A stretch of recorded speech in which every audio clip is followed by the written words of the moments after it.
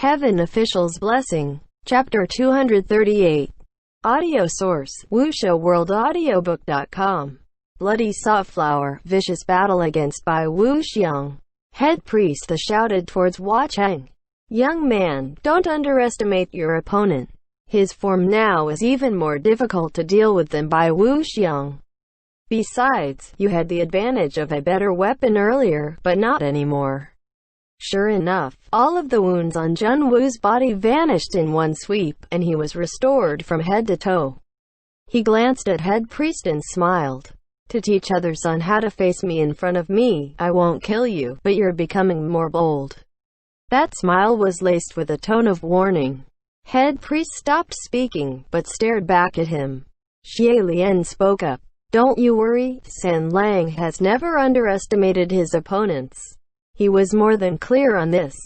Even if the smile on Hua Cheng's face was fearless and brazen, his hands would never relax. Jun Wu gazed at the sword, speaking softly. Zushin, long time no see. Feng Xin, or rather, it should now be called Zushin, was emitting a deep, quiet moan in his hand. Xie Lian had always thought that Feng Xin was too old, so it wasn't easy to use. Who knows if it'd just pass away one day, yet he had never thought that in the hands of its once master, its aura and power was completely different than when it was in his own hands. Each time Zushin and Yiming clashed, the entire heaven-crossing bridge would shake, as if it would collapse and plummet into the lava at any moment. Compared to earlier, Jun Wu's strength, force, and speed were distinctly greater. While Hua Cheng still matched his pace, still his brows knitted slightly, his expression growing even sharper. The few watching the fight from afar were also stunned and anxious. Since every one of Jun Wu's strikes were aiming straight for Hua Cheng's right eye. Hua Cheng blocked twice, but both times were alarmingly close. And soon he discovered Jun Wu had been repeatedly using the same attack, as if he had determined the right eye was Hua Cheng's weakness, and was going to dig for it again. Every time he lunged, naturally Hua Cheng defended with all he had, and blocked repeatedly.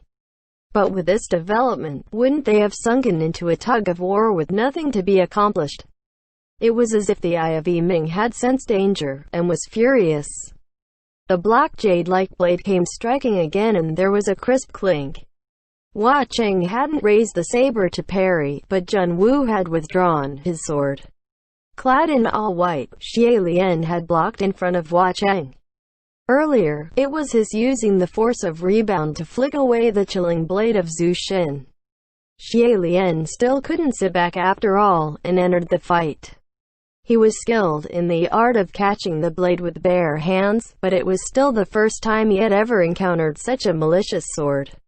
With only a light flick, half of his arm was almost numb, especially his palm, the feeling only returning after he backed away for a few steps and shaking it off. Behind him, Hua Cheng spoke up. Gerger, let's do this together, Xie Lian said. The two stood back to back, aiming their will to battle against the other party. Seeing this, Jun Wu's smile grew bigger. Oh, Xie Lian said quietly. You take the top and I'll take the bottom. Just as his words ended, the two split, one going up and one going down, swiping towards Jun Wu. Xie Lian knew fairly well of Jun Wu's style of attacks, and could vaguely guess how he would attack next, so he blurted. Hook. Hua Cheng followed, and the scimitar made a return. Sure enough, Jun Wu almost fell for the trick, and Xie Lian then instructed. Blast. Hua Cheng followed again, and this time, he didn't use the saber, but used his bare hand to churn his spiritual powers and blasted out.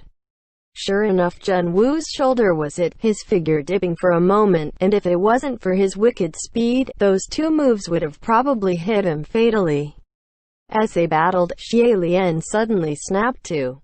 Hua Cheng was a supreme of their time. With his skills, why would he need Xie Lian's recommendations? What a terrible offense. His old habit had come out, and he quickly apologized. I'm sorry. You don't have to listen to me. Hua Cheng, however, only smiled happily. Everything Gerger tells me is the best decision, so why wouldn't I listen? Suddenly, the bridge caved in, and Hua Cheng suddenly lost his footing, looking like he was about to fall. Xie Lian stepped onto the poles of the bridge and casted Rui out, wrapped it around Hua Cheng and pulled him back. The next second, he felt chill on his neck. Jun Wu had blitzed to his back, resting a hand on his shoulder. Xian Le, good skills. He was too close. Xie Lian could feel his hairs stand. Hua Cheng exclaimed, "Gurgur." He flung his left hand, and Yiming came flying through the air. Xie Lian reacted incredibly fast, lowering his head, and Yiming brushed the top of his head as it flew by, slashing towards Jun Wu, who was behind him.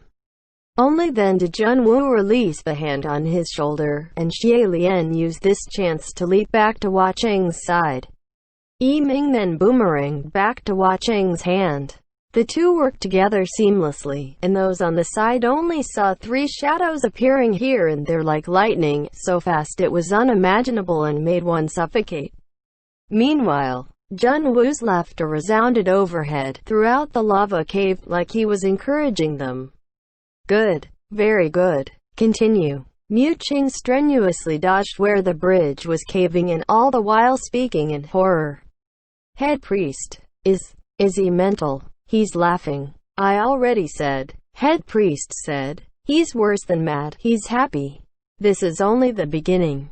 On the other side, having obtained Zhu Shen, Jun Wu was like a tiger with wings. Xie Lian saw he continuously wielded the sword to attack viciously at Hua Cheng's right eye and felt both terror and alarm. Whipping out Rui, Xie Lian tangled the hilt of Zhu Shen. Yet unexpectedly, Jun Wu reversed the grip and yanked, and Xie Lian's entire person was flying towards him. Xie Lian was startled at first, but he soon regained calm. He was going to snatch the sword at first anyway, so there was nothing to be scared of, going straight for the blade, his mind playing out all the hundreds of possible moves that they might exchange in an instant. Yet unexpectedly, halfway through the air, another hand caught him and pulled him back. Xie Lian landed and looked back, and saw Hua Cheng was shielding in front of him, a black jade sword piercing throughout his heart. Seeing this picture, Xie Lian almost passed out choking. "San Lang." Hua Cheng's face was slightly dark.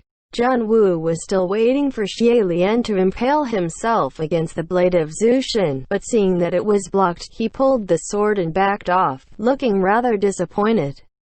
Xie Lian had completely forgotten that Hua Cheng was a ghost. So even if a giant hole was punched through his chest, he could still jump around all lively. And even now he was still worried, both his hands covering over that unbleeding wound on Hua Cheng's chest. "San Lang, WH. What were you doing, so suddenly?"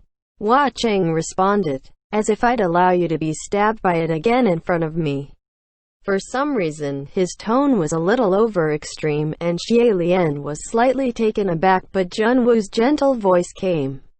"Why ache so, Xianla? It's not like he'd feel the pain. He's nothing but a deceased man." And he dared to remind Xie Lian of this. Xie Lian whipped his head around to glare at him, his heart ablaze with fury. "And isn't this all your fault?" Jun Wu, however, only sneered. "Is it all my fault?" Having heard this reversed question, Xie Lian was suddenly stumped. Jun Wu changed the subject. "Perhaps. But, Xianle, have you remained in the mortal realm for so long that you've forgotten what you've done? Do you still remember what you did after Xianle had fallen?" A deeply meaningful smile appeared on Jun Wu's face, and he said slowly, "Do you still remember a ghost named Wu Ming?" Xie Lian's face suddenly lost all colors, and he blurted, "Don't." Head priest sensed things were going wrong and exclaimed, "Your Highness, what's he saying? What did you do after Xianle fell?" Xie Lian felt an odd sense of terror, and he looked at Hua Cheng, then at Jun Wu, and what was fury earlier had now transformed to uncertainty. Hua Cheng instantly grabbed hold of him, and soothed with a low voice, "It's fine, Your Highness, don't be afraid." Feng Xin also called out, "Yes, hold steady." Mu Qing, on the other hand, was sharper. What did he mean? A ghost? What ghost? But how could Xie Lian hold steady? Those were the most unkempt days of his life, and he committed a deed he regretted the most. Even he himself didn't dare to think back on it much. Whenever that pale, crescent-eyed smiling mask surfaced in his mind, he would suffer no sleep, and curl into a ball, desperate for no one to ever see him again. Hua Cheng had seen a Xie Lian basking in glory, had seen a defeated Xie Lian after losing a war, had seen a foolish, silly Xie Lian, had seen an impoverished and beggared Xie Lian. Those were all nothing. But he had probably never seen a Xie Lian who rolled in filthy mud. A Xie Lian who yelled and swore. A Xie Lian full of resentment and hate. A Xie Lian who was set on annihilating the Yangyan kingdom for revenge. A Xie Lian who would go as far as creating the human face plagued for the second time.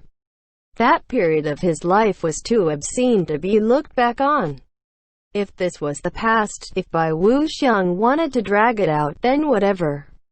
But now, Xie Lian didn't want to find out at all what face Hua Cheng would show when he learned that Xie Lian had gone through such a period in his life. Because he wasn't as good as Hua Cheng thought him to be. He wasn't untainted by filth, saintly and pure.